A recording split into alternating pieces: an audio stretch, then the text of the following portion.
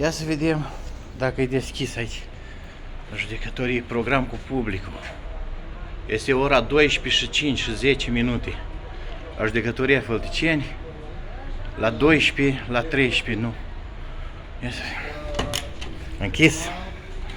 Închis numai pentru fraieri. E programul de lucru. Pentru judecători nu. Pentru magistrați. Stând stăt. S-au închis aici jandarmi înăuntru. Uite programul. Deci astăzi de la 12 la 13. E 12 și 5 minute. Nu-i nimeni aici. Unii fac revelioanele. Plătiți din bani publici ăștia. De ce nu deschis, domnul? Uite camera de la vedere să mă vadă. Că o să fac plângere și uite să mă vadă pe camera de la vedere. E ora 12, doamna judecător. Uitați la camera aici. Nu deschideți? Nici jandarm. Nu-i nimeni.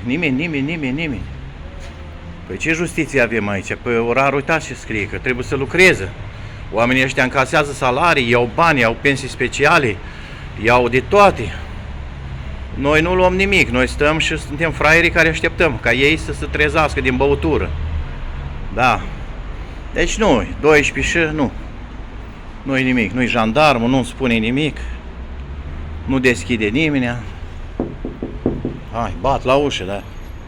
Cu ce să bați? Că e 12, deci birou, arhiv, registratură, 12 la 13, astăzi, 26 a 12 a 2023.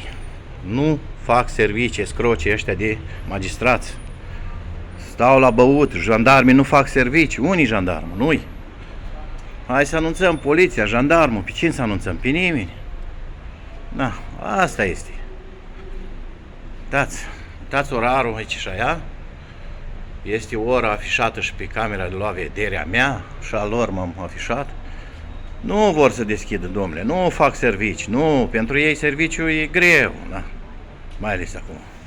Da, o să trimit și eu la televiziuni, la radio, la parchete, peste tot. Nu, azi, și am fost și dimineața la 9, n-a vrut să deschidă nimeni, n-a vrut să respecte programul, asta e judecătoria Fălticeni.